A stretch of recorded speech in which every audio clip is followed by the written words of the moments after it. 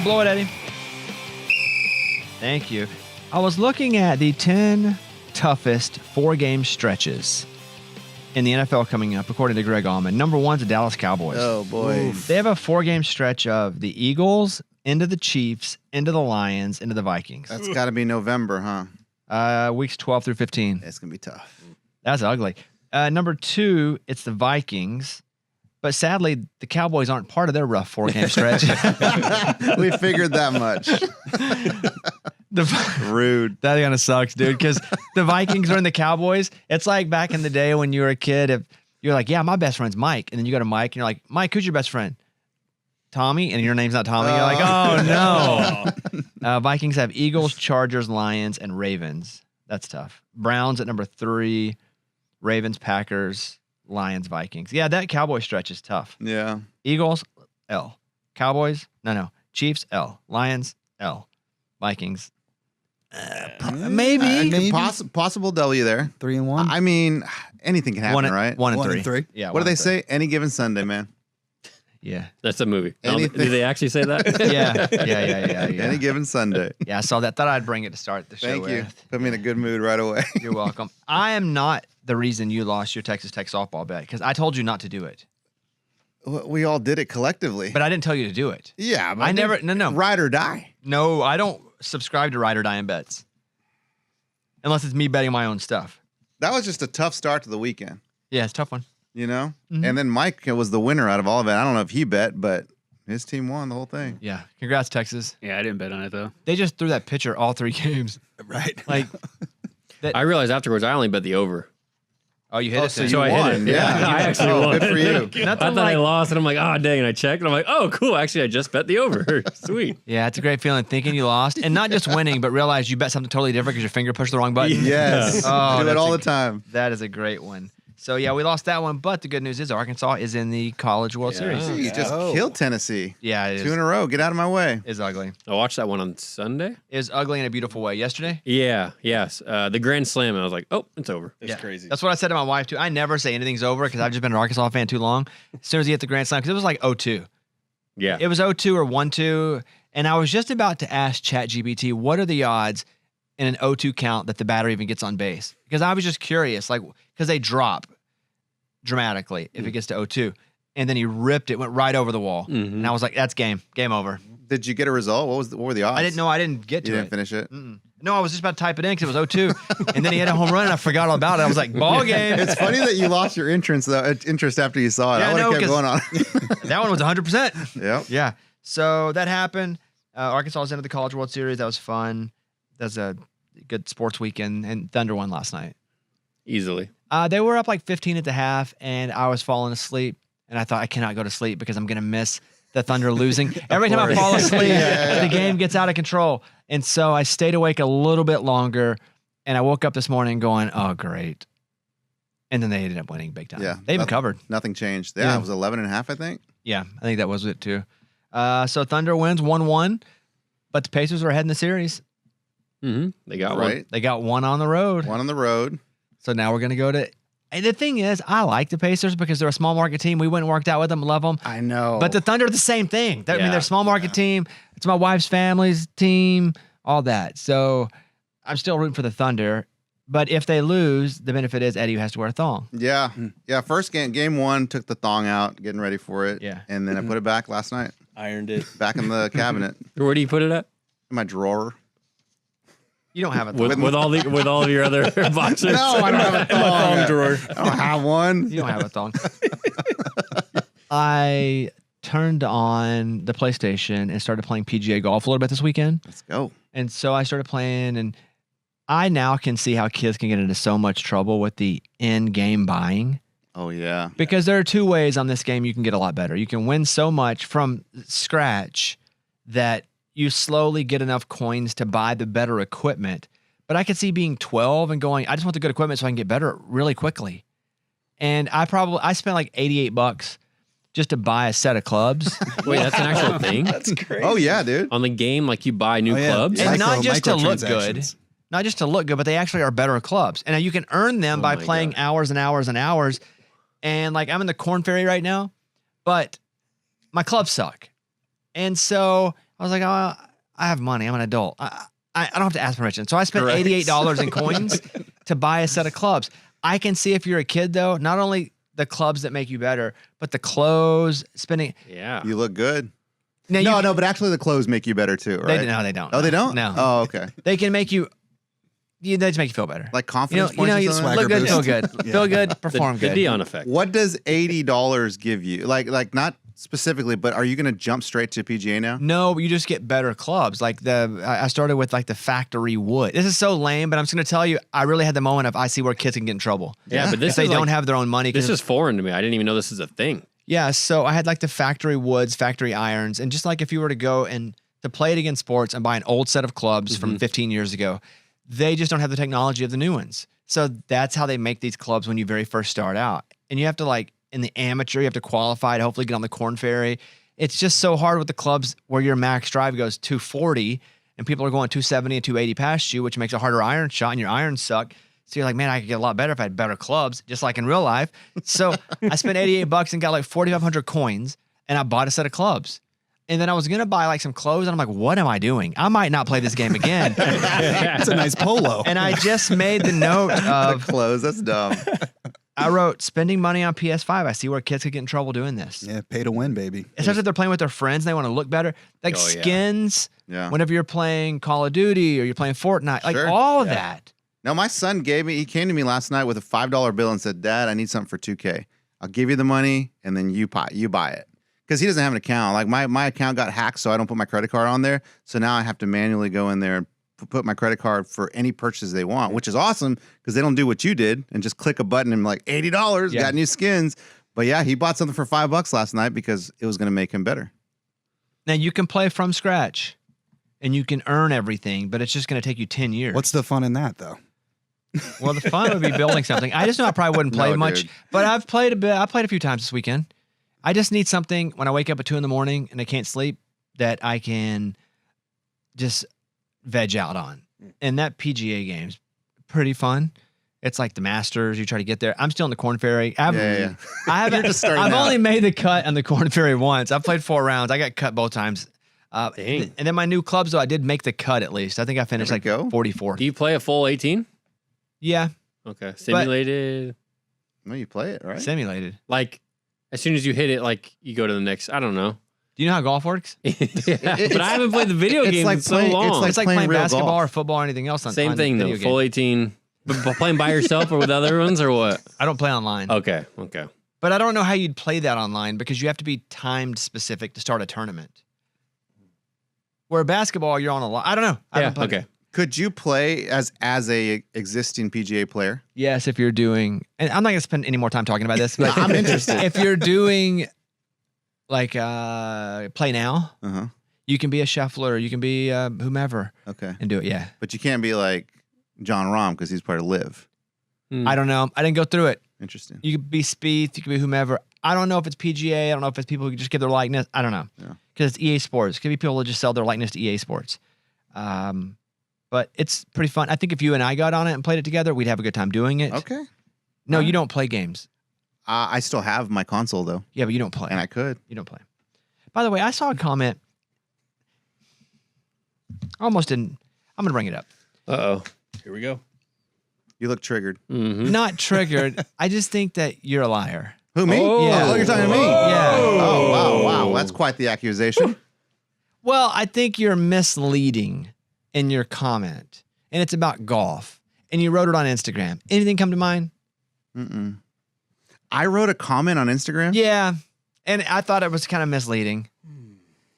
Was it your golf. page? It was either mine, probably mine, or maybe yours. Was it a comment to our golf trip? Kind of. something It was on a your- comment to somebody that wrote. So there's a picture. It was either something I posted or something Eddie posted. It doesn't matter. And Oh, the score. okay, this is what Eddie said. Yeah. Someone said, Eddie, how'd you play or something? You wrote 89 because Eddie and I both shot at 89 on that course. Correct. And the guy said something like, "Oh, I thought you'd play better." Or something. He goes, "Well, my arm's still broken. I'm still healing from it." Eddie's not better than an 89 player in his life ever on That's a new not course. true. On a new course, you're not. I'm not either. I've shot well. I've shot 78, and I'm not better than an 89 player. Since I broke my arm, which is accurate. I can't. I'm shooting in the hundreds now, Okay, which but I've the- never done No, before. no, no. But Welcome you to the shot club. it. You shot at 89, and he said, I'm still working out my arms. I only shot at 89 now. That was so misleading to make you think he's some 70s golfer, and he's not. You're not. I'm not a 70s golfer. No. So admit that you were the opposite of sandbagging. What's the opposite of sandbagging? Rock bagging? Sure. Something heavy? Sand cupping? I don't know. But you made the guy think you're a lot better, except for your broken arm, and that 89 is a low score for you. Not true. 89 is about what you would shoot with a healthy arm. My point was, if my arm was healthy, who knows what I could have shot. That wasn't your point. And I do know because You know I've what I played mean? with you 100 times. I could have shot in the 60s, No, man. you couldn't have because you never have. This is like daddy hit mama, man. Like this is, You feel uncomfortable? Ooh. I saw it like a week ago, and Eddie was like, yeah, man, my arm's only shot 89 this time, but my arm's still healing. And I'm like, dude, if you had the healthiest arm in your life, you wouldn't have shot better than 89. Yeah, absolutely. That's No, my no, point. not generally. That's my point, You wouldn't though. have. You wouldn't have. Because I've been playing way worse after I broke my arm. I'm telling you, man. I know. I could have shot in the 81 even. It wasn't about your broken arm. You got tired playing the par 3, and you were like, Well, that was a part 3. We're not talking about that. Yeah. If he would have shot like 100 something and said that, then that's normal. Yes. Then you'd be like, oh, okay. I'd have been like absolutely accurate. Yeah. But he shot his normal score that I he mean, normally 89 shoots. Yes. solid. If I shot, Man, I shot at 89 today, and I was like, I feel pretty good. Yeah. Never played this course. Yeah. Great. Could I have shot better? Sure. Would I have liked to have shot like an 84? That's like a really good round for me, an 84. And I'm not good. But I was like, 80. And stop. Just stop. I'm triggered because you're a liar. It's funny is how you interpreted that. Pretty Okay, I'm just going to interesting. find it and read it then. And then we can all interpret it if that's what we have to do. Yeah, let's get into it. You may go to, I think it was on mine because I posted something I and found then it here. okay, Mike, would you please read what happened? Someone asked him, "What you shoot?" He said, 89. I'm still trying to get back to where I was before I broke my arm. That's where you were before you broke your arm. I was not. That's the I would've average. shot 84, dude. No, you wouldn't have. That's the average of where you were before you broke your arm. I feel like I played You're a such great. a liar. Listen, I feel like I played a great round that day. A great round, despite my arm still not being where it used to be. Now, when you say not where it used to be, does it hurt? Or Yeah. do you feel like it's not as flexible? Like, what does that mean? Honestly, ask Brandon. Like there was one swing where he heard it like pop. I did hear a pop, and I haven't seen the swing before. I'm telling you, he shot the same scores. Okay, well, Don't trust him, Brandon. Keep talking. I did hear a pop. It was an abnormally loud pop. Yeah. You ain't hearing my stuff pop? Yeah. My stuff pops every time I swing. But I broke my arm in January. That's true. My knees popped like. My knee popped. I tore the cartilage out of my ankle. everyone's- I tore my shoulder. Man. I my rotator cuff I tore like. Yeah. So we all have stuff. That could have been your back or I your spent knee. too Who much time knows? talking about I this. should have just said 89 and left it there. Yes. Dang We're it. 89. But you're like, you're trying to like. Still trying to get back to where I was. That 84. Moving on. This story in New Mexico about the kid that peed in the water cooler of the other team. Oh, no. So I want to read you the story, but also my mind's blown. So they're not charging him. So I want to tell you this to begin with. A 16-year-old junior varsity baseball player from Rio Rancho High School, New Mexico, admitted to urinating in a rival team's water jug. This is during a game against La Cueva High School. This is back in March. The incident led to the suspension of the entire Rio Rancho JV team. The Sandoval County District Attorney's Office decided on June 3rd not to pursue charges, stating that the act did not meet New Mexico's legal definition of battery. So, Technically, I guess not. no, you can do anything to anybody's food in New Mexico, basically. What on earth? That's Just insane. Poison them. Okay. A 16-year-old junior varsity player from Rio Rancho High School, New Mexico, admitted to urinating. The Sandoval County District Attorney's Office decided not to pursue the charges, stating that the act didn't meet the legal definition of battery, which requires unlawful touching in a rude or insolent way. The decision has upset some in the community who worry it sends the wrong message to students about accountability. Also, messing people's food. They don't really have, from what I read, they don't really have food laws where if you mess somebody's food or what they're eating, drinking, consuming, it doesn't matter. They should move that up on the list of stuff to talk about. Like the next board meeting, Their the next house meeting, whatever. Isn't that crazy that nothing is going to happen to the kid legally for peeing in somebody else's water container and they were drinking it? Yeah, That's terrible. that's awful. You may not have the answer to this, but did they catch him peeing in it or did somebody taste it? I don't know if they drank it or not. Note to self: pack a lunch if you're going to New Mexico. Rio Rancho. Yeah, School bring your own especially. food. ain't doing it. Yeah, that's crazy, huh? Yeah. Hey, what do you think about that Giants fan? Oh, dude. Well, I mean, Tell them the story. That is crazy. Did you guys see this? I think they're playing the Braves in San Francisco, and the Braves they hit a shot out in the outfield. The guy's on third coming home, so the guy in the outfield launches it to home, trying to get the guy out, and then another ball just shows up. Oh no. So at home plate, there are two balls flying in the air, and you can hear the announcer go, "Oh my gosh, some clown in the upper deck just threw that ball down there." Which Really? like players are like, this is so dangerous. Yeah. Like we could all get hurt down here, whatever. No one has gotten caught for this. They don't know what fan threw it or what. It came from behind. Yeah. Okay. He threw it over the net and it landed right around home plate. Dude, the timing was amazing. Yeah. Because it was right around the time where that other ball was coming in. They should kick the guy out because it's a guy, definitely not a woman. Once For they sure. once they figure out who it is, he's now banned. 3-year ban. They have cameras all over there, right? yeah. Like They're they gonna should Because it was find from in the someone. stadium. Oh yeah, he was Not from. He didn't throw it over the stadium at time. There's a impressive. camera somewhere. They'll catch him. 3-year ban of any Major League Baseball game. If he does anything stupid again, you're banned for life, and no peeing in water jugs. No, I agree. Have you ever seen anyone throw a ball in like? I mean, it's crazy. I was shocked that like I saw it and I'm like, that's crazy. And then I thought, I've never seen that before. I'm surprised it hasn't happened already. Yeah, honestly. right. Yeah. I've seen people throw balls back after home runs. Yeah. In Wrigley, and the other team hits it out, you throw it back in. I love that. Yeah, but I've never seen that before to confuse the play. That's kind of crazy. funny. That's Let's crazy. be honest, though, it's kind of funny too. If it works out, it's kind of funny. You're confusing the catcher. There's two balls. What the? That's kind of funny. All right, we'll take a break and we'll come back. As the Baseball College World Series is coming up, they do something to this bar in Omaha where the team that buys the most Jello shots ends up winning this thing. It's not a real trophy or anything, but it's tradition that you kind of award the team that gets the championship at this bar. And every year they keep up with the team that's ordered and drank the most Jello shots. and it was novel and real for a while, but then it just turned into rich people buying a bunch of Jello shots, and now it's stupid.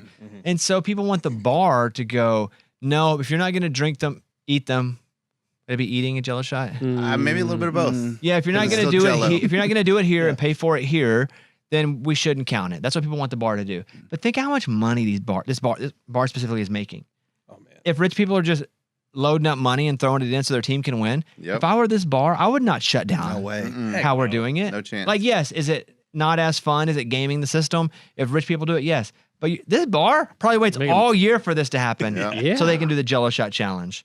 And so I see a lot of people upset about it, but they're not thinking about, what if you were the small bar in Omaha? Yeah. They probably wait all year for this thing to happen. Oh yeah. Have you been to Omaha? Yes. What's that like? I went to the College World Series a few years ago when Arkansas was in. What do you mean? I've just never been to Omaha, and I've been to Omaha a few times, just in general. I feel like little town in middle America, not much going on. So like a Counting Crow song? Exactly. Yeah. Omaha. Omaha's a cool town. Creighton's there. They have a good college sports. Yeah, right. It's clean. When we flew in and out the same day because we went to just watch a baseball game. We lost, so it sucked. So you got out of Yeah, Dodge. Florida State beat us, College World Series. No, it's nice. It's a medium-sized town. Okay. It's not a small town. It's But- bigger than I thought. Have you been? Mhm. You played shows there or something? Fun stuff to do around the stadium. Dude, I don't. You think I went for a whole tour No, or you're something? really not. You're I don't the know, dude. wrong I'm not person. on to the board. ask that. No, I Wrong landed. person. We went and walked down, got something to eat, went to the game. We were pissed. We got back on the plane and went home. It's not a bad question. You're No. just the wrong person Well, you're to ask asking that. me if you had 4 nights there, what would you do each night? I don't know. I got nothing. Brandon?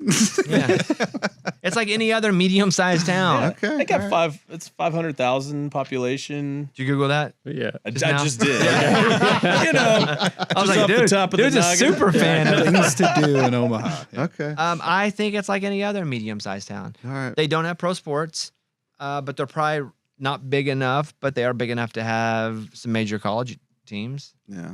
How How long have they been doing the World Series? Because it to me is just random that the College World Series is in Omaha, Nebraska. It's because they built kind of the infrastructure to host it, the stadium. It's like Oklahoma City. So the University of Oklahoma didn't start winning because they didn't make the College World Series go to Oklahoma City because of all their winning. It was in Oklahoma City because they built that park there way before Oklahoma got really good at softball. Oh, gotcha. Yeah. Okay. So people are like, well, they got a home field advantage if they play it there every year. Of course. It's like they built that way before Oklahoma was good. Yeah. It just so happens Oklahoma also got really good, like the best ever. So I don't know. I haven't been there enough to know. Okay. I'll ask some other people.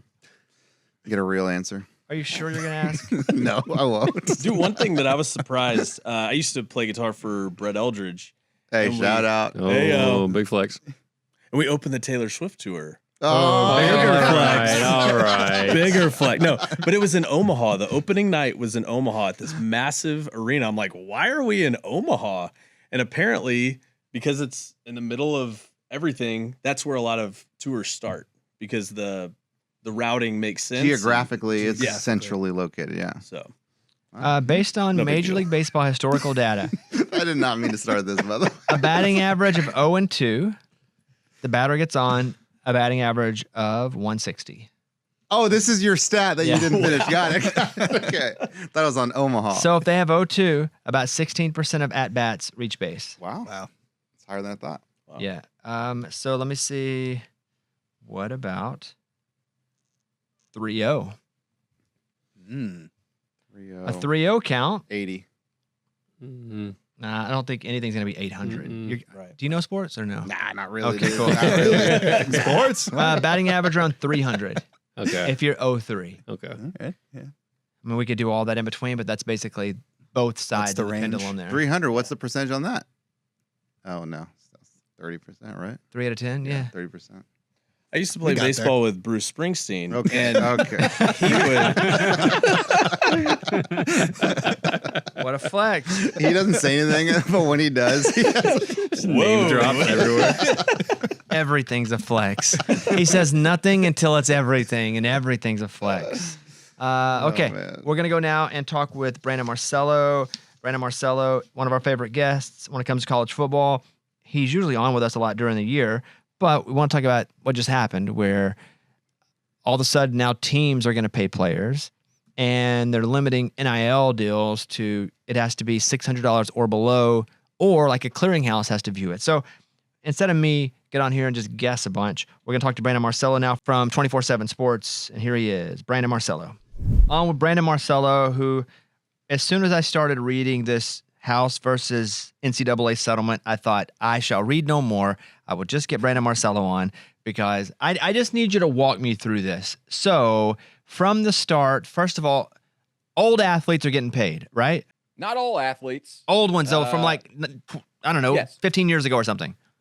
Yeah, for the past since 2016, any former athletes among those power conferences and everything are eligible to be paid. And I think about 300, almost 400,000 former athletes have opted in to the settlement, former athletes. So they'll be getting checks over, I think, the next like 10 years, if I recall. And the pay range is all going to depend on kind of a formula of back payments. So football players are going to receive the majority of it, which is 75% of the about $2.5 billion right now. And then it kind of de-escalates from down there for like 15% for men's basketball, 5% for women's basketball, and 5%, I think, for the remaining sports. So, and this answer may not exist yet, but a player like a Johnny Manziel or a Tim Tebow, will they get more, or is it all every player that's opted in gets the equal sliver based on their sport? Yeah, based off their sport, equal sliver. So Johnny Manziel will not be getting, more money. A Johnny Manziel type would not be getting more money. Okay. So that was the first part, little part. But now it's, and I asked this for sports reasons, but also a selfish reason. Let's talk this part first. I can't give a player, I think it's up to $600 without it going through a clearinghouse now, right? So that affects me in that way, but also how does that affect these NIL collectives that we're giving tons of money to players and it's not really for name, image, and likeness? It neuters them. At least that's the practice of it all, the belief of it all. As you said, anything over $600, which practically every NIL deal is, it's going to have to go through this clearinghouse, and they have to show that you're actually getting a return on your investment here if you're a booster giving that amount of money, which means if I'm paying you $600, you better be doing $600 worth of work. Now, a lot of these deals, as you said, for example, like Nico Iamaleava, where he was getting reportedly an $8 million deal over 4 years. How do you prove to the clearinghouse that he's doing $2 million worth of work, other than playing football, $2 million worth of work to return on that investment? So it's going to be very hard for a lot of these boosters and collectives that will still exist to a certain extent to prove, like, what exactly is he doing on this? But I guarantee you there are going to be a lot of schools and NIL collectives are going to start. They've already been brainstorming, trying to be creative so that, hey, we are going to pay him this money. So you bet we have to have these players actually do something in return. I think you're going to see less money obviously come from the NIL collectives toward players, but it's not going to stop the flow. You're still going to have some very big deals out there because, one, a quarterback out there, say an Arch Manning, will be able to draw that type of money. You can get a $3 million NIL collective contract if you say you're able to sign with a Nike or even a regional restaurant chain or something like that.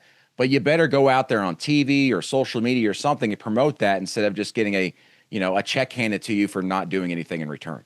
How does this affect kids in high school, though, that have no NIL value yet, and they're getting paid out of high school to come in? Yeah, they're pretty much just going to have to be dependent on what they get with the revenue share part of it, which is separate from NIL now. The revenue share, $20.5 million cap, will then be shared with athletes. And most schools are choosing to only spread that money across about like 6 sports. So a lot of schools on average have about 19 sports on their campus. A lot of them are just going to share that with about 6 sports. Most of that money, of course, is going to go to football and men's basketball.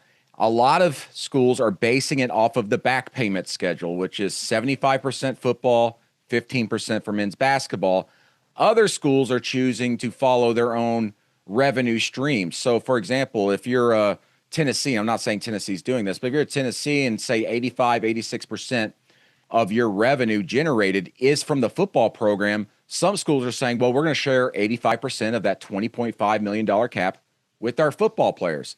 And how they choose to distribute that money within the football program is really up to the discretion of the schools. So if college football teams decide to kind of follow the NFL model, which a lot of them really are already, you could see a football quarterback, for example, probably fetch between $2 to $3.5 million, because if you look through the NFL, that's about the certain percentage amount that they get from their own salary cap in the NFL. So for basing it off the NFL model, you're still going to have college quarterbacks out there getting $2 to $3.5 million a year, and that's based solely off of the revenue sharing part of it, not in addition to what they might get from their NIL collective. So it's a salary cap. We have general managers. Yes. I mean, it is becoming a little more, I would say, officially not an amateur sport, but a minor league, right?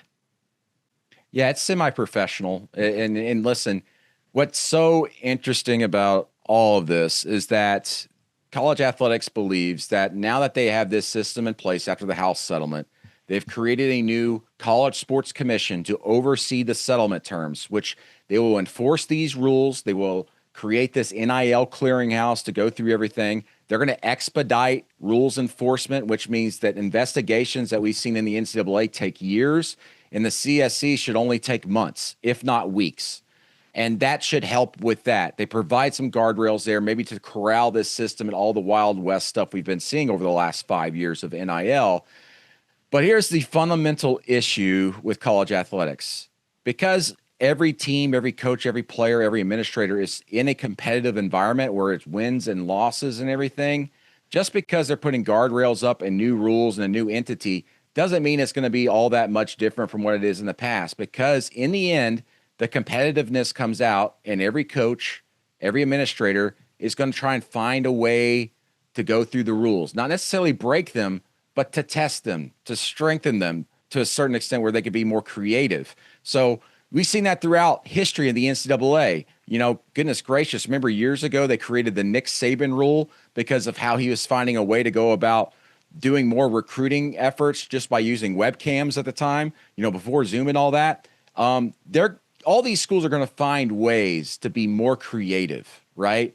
To not call it cheating, but a way to stretch the rules. And that's the fundamental problem with college athletics and always has been, is that you don't have guardrails, so to speak, where you're punishing someone and saying, we'll just kick you out of this association. The threat is there, but they never do it. And I don't think they're going to do it. And under this new CSC, the last couple of weeks, the big storyline has been that in the language of these agreements that they're putting together to be part of this new organization is that if you don't sign it, we could kick you out. Well, sure, but who really believes that they're going to end up doing that? I don't see it. The NCAA's never really done it. And you're just going to find more stories here over the next couple of years of people being more creative to find a way to get a running back an extra $1 million through the NIL collective by doing some type of branding deal. And I know I'm being long-winded here, but for example, the last 5 years, we've seen an explosion of hype reels on social media from all the colleges and their teams. And Bobby, they look fantastic. I mean, they win Emmy Awards on this stuff, regional Emmy Awards, and it looks amazing. And the reason why they're spending all this money for that is because it's part of their NIL collective. The NIL collective has said, hey, sign this deal with us and you give us your name, image, and likeness, and we can use yourself to build your own platform. So they do these videos because it's their way of saying, this is what we're spending the NIL money on. We're making you bigger, your brand bigger by doing all these incredible videos and images and everything like that. And that was a way to kind of prove it. So is there a way now that things are going to be under a more of a harsh spotlight that you can say, all right, let's continue to do those hype videos, but let's create our own production company where we go do short documentaries or short films and we sign 2 or 3 players and say, you have to do a show with us every week or be part of this inside documentary where we'll pay you this certain amount for it. And we'll just continue to put it out on our social media and it pumps up our brand. And we already have the assets and the staff here to be able to do that. Again, I'm probably giving someone some free ideas out there, but there's going to be ways that these schools can be creative to make sure they can push across this $600 threshold and prove to the new CSC that they are getting a return on their investment. Yeah, I could think of ways to launder NIL money already just with me. Let's say there's a program that's a program that I care about. So we use Arkansas here. And they wanted to get an offensive lineman that costs $400,000. All they have to do is come to me and go, hey, dude, we'll give you $50,000. Just hire him to do some stuff for you on your social to promote your things. And we can pay, and we'll just pay you all of it. And you pay him out of one of your, there's so many. I got 7 ideas now on how to launder. Yeah, it's just a different way for them to it's another strategy they're going to have to invent. But yeah, no, listen, Arkansas, you can reach out. I'm happy to help. Got ideas? Yeah, I got a lot of ideas. Okay, so I have questions though, like schools like a Creighton or schools like an Oral Roberts that don't have football. Do each university have the ability to take whatever that amount of money is and do it however they want to do it? Well, under the House settlement terms, only those Power 5 conferences. Got ACC, it. So they're not a Power Big 5. Ten, Yep. Yeah. If you're not a Power 5, you're not obligated to do that. But we have seen some schools outside the Power 5 structure and some conferences say, we're going to participate, but we're not requiring our schools to do $20.5 million. So for example, the American Conference, which many people consider to be the top group of 6 conference out there right now, they're saying we want you to spend I can't remember the exact number, so forgive me, but it's an average of about $3 million a year to invest in all your programs and share revenue. That's kind of what they're thinking. And a lot of other smaller schools, they're thinking along those lines too. A lot of schools are going to share revenue. It's just going to be nowhere near what the Power 5 is doing. What this House settlement terms do is it allows them, the other schools, even outside the settlement, to say, hey, we're going to start sharing our revenue too. But it's going to be nowhere near that big number we see in the Power 5. In the NFL, there's a minimum a team has to spend, and a lot of pro sports, right? So it keeps people from just being cheap. Is there a minimum with Power 4 that they have to spend?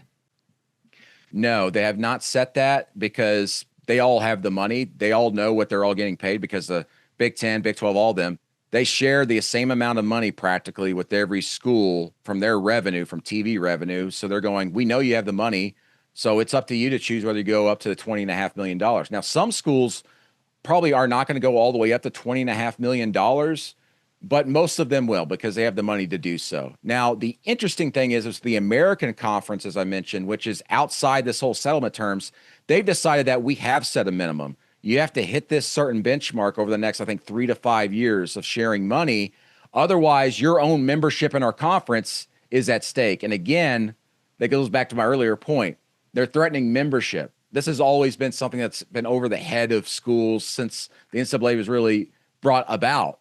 And will they actually enforce that if a school doesn't comply? I have my doubts. I would be interested to see a school, and I'll use a school, no offense to Mississippi State, but like Mississippi State, who's really not that great at anything as far as football, occasionally basketball, but really not really, right? Mississippi, and I was listening to Brandon Walker talk about this, they don't have any Fortune 500 companies, right? And they have 2 schools, and they don't have a lot of money to spread out because the boosters aren't working in state so they only have a few rich people.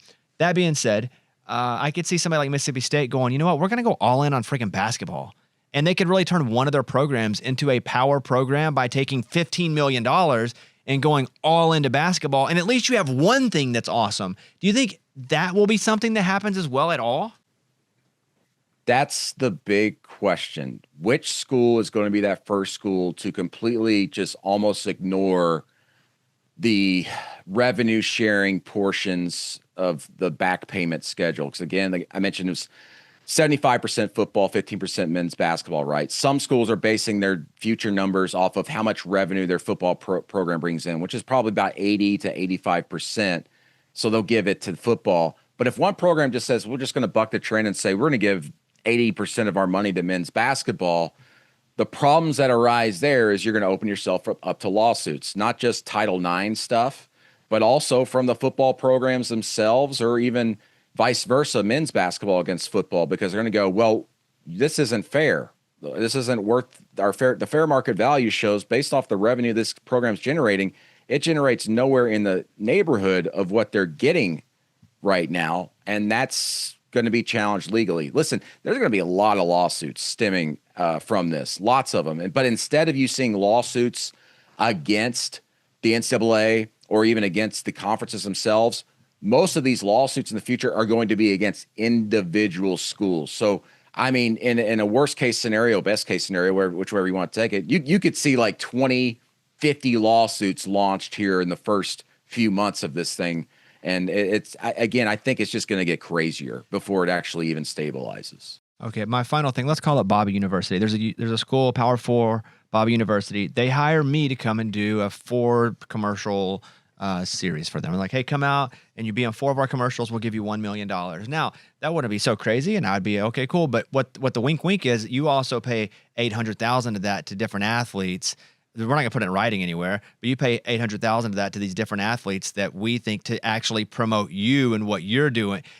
Dude, I could launder this money legally so quickly. You just need somebody that's also of value, that's not a part of the athletic program, and you're paying them to pay other people. Nothing illegal is happening. I'm in. Just first school to reach out. Yes. Bobby University. Yes. I mean, you're exactly right. I could see that happening, and with others as well, not just you, Bobby. But the thing is, it's like, I'm so interested to see this NIL clearinghouse, like just how hard-fisted they are against people. Are they going to drop the hammer on people? I will say that they hired Brian Seeley, an executive for Major League Baseball, who led their legal team and in their investigative unit. So MLB's been pretty hard in their investigations and everything. But again, that's within a professional system with a very strong set of rules and guidelines they have to adhere to. And then you've got this where, again, players are not employees. And yet still you're hearing these power commissioners saying, even as late as today, every athlete we talk to says they don't want to be employees. And the reason why these commissioners don't want these players to be employees is because then they can unionize. Then they can collectively bargain, which, to be honest, if that ended up happening, that would actually be good for these commissioners, because then you could have stronger guidelines that these players have to adhere to that can maybe circumvent fair market value, which would cut out the potential of deals like potentially your idea that you're throwing out there, Bobby. But I love the idea. Though. Again, for whatever reason, these commissioners don't want these players to be termed employees, which I think, again, is a big mistake. And it's just going to allow people to be more creative with how they spread out their cash and the return on investment. Well, and also, if they're employees, they could be contracted. And if there's a contract, it kind of stops the 1-year Euro basketball transfer portal type situation we have now. Am I wrong there? I agree with you. I think that's very, very likely. If you're to get collective bargaining involved, you could say, all right, you come to us, we'll give you a 2-year deal. We'll give you a 3-year deal. And to be quite honest, some things maybe legally were stopping them previously with their NIL collectives to do that. So even, for example, Bobby, you're familiar with Arkansas, Madden Amaliava, a quarterback, Nico's brother, comes to Arkansas and only spends the spring there. And now Arkansas is saying, well, we signed you to a 1-year deal and we only got you for a few months and we paid you for a few months just to come out and practice. You didn't play any games. You didn't actually contribute anything to our product and what we end up becoming this fall. We want our buyout money that you agree to in your contract right now. But you have lawyers representing him saying this isn't legal. You can't do this to a player. He's not an employee and all that. But if you were to put these guys as employees, that would give more teeth to these contracts. And again, everything's going to be challenged legally because this is all new. But one way to make that somewhat stronger, I think, is by terming players either as employees or some special classification of employees. Say we call them student athletes. NCAA created that term. Well, create a new term for them, whether it's student athlete or whatever, but allow them to have a special classification federally where they can, quote unquote, unionize or at least be represented at the table for collective bargaining, and also so they can have their voices heard when, the CSE is creating rules and potentially that the players have no feedback on. Well, bring the players involved there and then everything will be kosher. Yeah, we're getting there. The Arkansas freshman quarterback thing's weird because it's basically $500,000 and he didn't play and he left. But that sets a terrible precedent for other kids to go and grab money and leave. They could just do a money grab. Like they literally could go get paid with the intention of transferring out. So I collect a couple $100,000 and then I'm really going to head to the school I really want to go to. Not that everybody has that kind of leverage to do so, because I think that was an anomaly of a situation where there's big brother at Tennessee going to UCLA, so he's also going to UCLA. But yeah, like Arkansas. Listen, I talk about Arkansas, but this is specific to what happened, the occurrence, more than it is my fandom. But they have to get that money back, or the rules have to change, or this is going to happen more often where a kid just takes the money and runs. Yeah, and that's why Arkansas is pursuing it so much. And yeah, it's a angle that very much concerns you, but it's national. I'm going to tell you, like I've been reporting on that and actually broke it that they're pursuing the money. And I had so many athletic administrators across the country reaching out to me asking for details of it. So they're like, how are they doing it? Because we want to maybe do the same thing. Other people want to go after their money that they're losing because a lot of these kids have signed contracts that say you need to stay here through this date to get the full payment of your contract. Also, if you break it early, you owe us buyout money. And the issue is again, toothlessness here. The schools aren't enforcing those contracts. They're just going, well, we don't want to do that because that could look bad on us. And also, where's the legality in that? Is there actually strong legal teeth to all this? And again, it goes back to my whole thing. Since the creation of the NCAA, there's threats. Oh, if you don't do this, you can't be a member of this association. And then they never really follow through. And again, we're still in that space. And I think we're still going to be in that space after the CSC's created and revenue sharing starts July 1. Brandon, we really appreciate the time. You guys follow Brandon on Instagram, Brandon Marcello, and read his articles on 247sports.com. Appreciate the time. I'm sure as football season comes back around, we'll have more of a regular occurrence here. We'd love to do that again. And I know we just messaged you last minute last night, so thanks for coming on and explaining it, because I think I would have got everything wrong. I think I would have said literally everything wrong, and that's why we needed an expert here. So thank you, Brandon. Thanks, Bobby. I look forward to one day actually talking football instead of courtroom proceedings. Yeah. And I'm glad that's why we had you, because my courtroom proceedings would have been very wrong, and I would have been sued somehow for being so wrong. So, Brandon, good to talk to you, and hopefully I'll talk to you again soon. See you, Bobby. All right, see you, buddy. Two things we don't talk about a lot here, but it's really dead sports time. Anybody watch the tennis match? No. French Open. I'm so mad I Me, didn't. me either. I just saw the betting odds were like plus 600, whatever it was. Some crazy. 6,500. Yeah, plus 6,500. And he was down like 40-0. The guy we were 3 talking sets. Alcaraz. Yeah. We were talking about him. Yeah. Whoa. Yeah, he was way down and he came back and won it. I don't know. I don't follow tennis much anymore. So, but I just saw all saw with the betting odds. I was like, dang, jump on that then. Yeah, that would have been awesome. And then the UFC fight. Did you watch it? Yeah, it was a bust, dude. It was? Well, it was a bust because I thought O'Malley, Sugar Sean O'Malley would win that. It was a rematch. He submitted. Dude, he got submitted. It was a rematch. So they fought last time. He got his butt beat. And then again, dude, he got submitted, tapped out. Pretty stupid. Lost some more money. So I'm probably going to take a break again. What was that break? You're taking more breaks than you are on. Is that even taking a break? Or is when you're on the break you're taking from being off? I keep telling myself I'm not going to reload. And then every week I reload. But like, I really need to take a break because I lost on that Saturday night. And then I hit on NASCAR, which I never. Oh my God. Why are you took betting? a break and went to NASCAR. Dude, that's not a break. Listen, This is an intervention. buddy. NASCAR is doing it right on Prime, dude. So it's really fun to watch. And if you bet on it, it's a lot more fun. But I won with Denny Hamlin. I put a couple dollars on Denny Hamlin. He wins the race. I've got $25 to play with, and I go and look at golf, and there's a playoff going on at the RBG Canadian Open, whatever that's called. Of course, and we all love to bet that. There's a playoff hole going on. Two dudes, Sam Burns and Ryan Fox. I played with Sam Burns. I know. Yeah. I I'd have know. bet him what I lost. You would have lost. Yeah. Dude, they went Four holes, yeah. 4 extra holes, and then he finally lost. So I lost all my money, which I'm probably gonna need a break. Okay. Well, But yeah, I watched UFC. how much that cost? Yeah, I kind of wanted to run something by you guys because I did try. I have no problem paying for UFC. It's $80. I think it's worth it. I love UFC. You get all the early prelims, and the prelims are all on ESPN Plus, so you can watch those. But the main card, you have to pay $80. No problem. I got on my TV, tried to get on the remote. I hit purchase, error. Okay, let me get on my computer, scan the code, purchase, error. So I'm like, man, I'm not going to get this. But I get on TikTok, and I'm not with the intention of watching it on TikTok, but I start scrolling, and then you see this guy like, hey, we're live, man, UFC going on right now. And he's got his phone on the TV, and I'm like, well, this is the fight. Yeah. He's streaming the fight. So I watched the whole fight on his stream. Yeah, good Nothing for wrong you. with that. Nothing wrong with that. You tried to buy it Yeah, twice. You tried. Okay, good. And they would have pulled his feet off TikTok if they'd have known what he was doing. Yeah, I've seen that happen before where they No, pull you're it. good. Yeah, hey, don't feel bad. Well, the thing is too, like Did you bet on that? I did, and I lost on that fight. You need a break, dude. I do, but see, here's the thing: I was screen sharing it. You know, where you get your phone, you put it on your TV as a screen share, but on TikTok it's straight up, right? So it was kind of small on my TV, and people started messaging this dude, which dude, he didn't have to stream this. You know, he's doing it out of the kindness of his heart. And people were like, "Hey, can you rotate the phone?"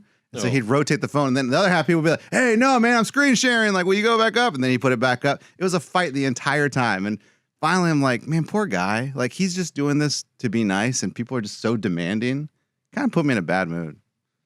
When you were stealing the fight, it put you in a bad mood. Well, I was like, just leave the guy alone, man. And then people were making fun of the decorations he had under his TV. Like, people are just rude. Yeah. And he had a neon sign over his TV that said it's a vibe. So people were making fun of him about that. You did nothing wrong. Thank you, You're dude. good. Thank you. I might start doing that from now on, though. Speaking of bets to wrap, let's see if I should cash out or not. I bet a 3-pick parlay. I bet $150 on Arkansas, Oklahoma City Thunder, and the Chicago Cubs. $150 pays $11,000. Come on. Right now, the cash out is $92, so I wouldn't cash out on that. Nope. Next up, Arkansas to win the national championship. I bet $1,000 on that. The cash out is $1,274. The winning is $4,800. Who they playing next? LSU, Yeesh, it's tough. but it's double elimination now. Would you cash out for $200? A 20%.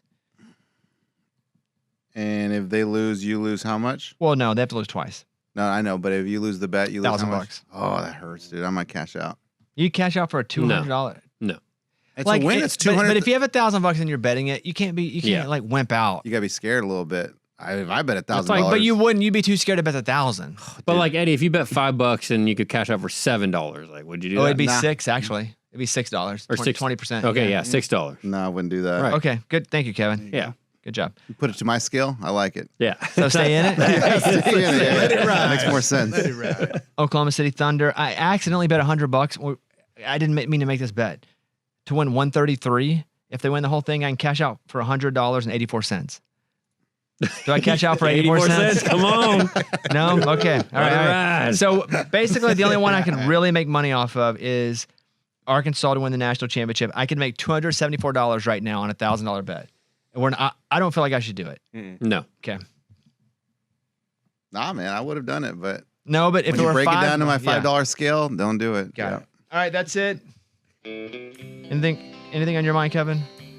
Yeah, the only thing really is I watched the Red Sox and Yankees take, Red Sox See that to 2 Aaron out of 3. Judge home run, baby? But I gotta say, like, Early. obviously this is the big rivalry, but it's just not there for me anymore. It's not the same. I don't know, and I Oh, couldn't yeah. even name 4 or 5 of the Yankees guys, and I'm like, I don't know. They're Two things have happened. doesn't One, hit. you've gotten older. Is that what it is? Yeah. Baseball's not as romantic to you because you're an older person who doesn't have. One, you see sports differently. Also, even though you still friggin' love Boston, but now you have priorities and things. And then 2, there's 162 games. Right. It's a waste. But like even the Yankees players, I don't really hate any of them. Like Judge is amazing, and you can't really. You're an adult, man. That's what it is. Damn. Because I don't hate the Cardinals. Yeah. You see our guy Goldschmidt, by the way, is on the Yankees. Yankees, yeah. He's crushing it. You can name But- 2 now. 2 Yankees. Well, they have a couple guys where you're like, oh, 5 years ago, this guy was awesome. Mickey Mantle. Mickey, yes, Yogi Berra. the great yeah. Bambino. Yep. Yeah. But yeah, okay, maybe that's what it is. Yeah, you're getting older. You have kids, priorities, life. He Also- just got his kids. No, but still, though, All of a sudden, he's acting like you just bought a grill at Walmart. He just bought the grill.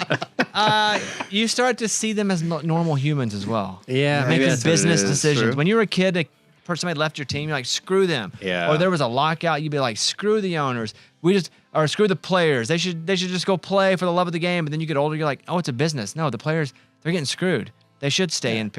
Everything changes the more you learn about life. you have a mortgage now. Like, Miss it's being just- a kid, man. Yeah. Yeah, me too. Go back, dude. I was Start watching living a like little one. bit of the AUSL, which is the new professional softball league.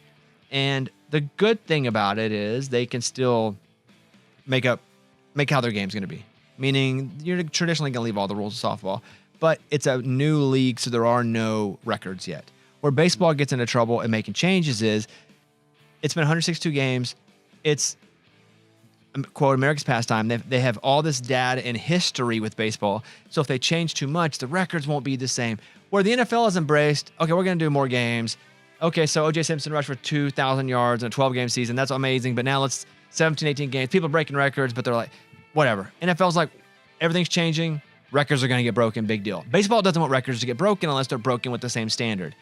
If I were the softball league that they just started, I would incorporate normal softball rules, but I would also look at the most successful sports product right now, the freaking Savannah Bananas. Yeah. And I'm not saying do flips and crap, but they need to do fun stuff. Any league, not just women's softball. If you're starting a new league right now, look at what's working in a non-traditional way and make that now traditional, because it's hard to get butts and seats to anything because there's everything out there. Yeah. That's a good take. So they just started this whole league, and they had the opening in Wichita, but they're going to play them all back in Texas. It's going to be kind of like the UFL, where all those teams in the UFL are all hubbed there, even though they're Yeah, named after different gotcha. cities. And so they're going to play, and they want it to be a success. And I even put on Twitter, I was like, I want to buy a team. Yeah. And they're like, well, right now, we're really not selling any teams. The league just started. I'm like, okay, well, let me know. I want to buy in. But you should look at the Savannah Bananas, and even how now they have like, I think 4 or 5 or 6 teams, and how much fans love going to these games, because in the end, it's an entertainment product. And also with baseball, they don't change because they're worried about old people getting upset about records. And in this league, they need to do fun stuff. If they were starting a new baseball league, I'd say the same thing. So it's not about women in softball. They need to do fun stuff for the fans that keep them engaged. So that's all. That's I didn't really think I was going to come with that. Send- I didn't send think that about video it. to them. Off the Wow. dome. I love it. Send that video to them like they Yeah. care. Yeah.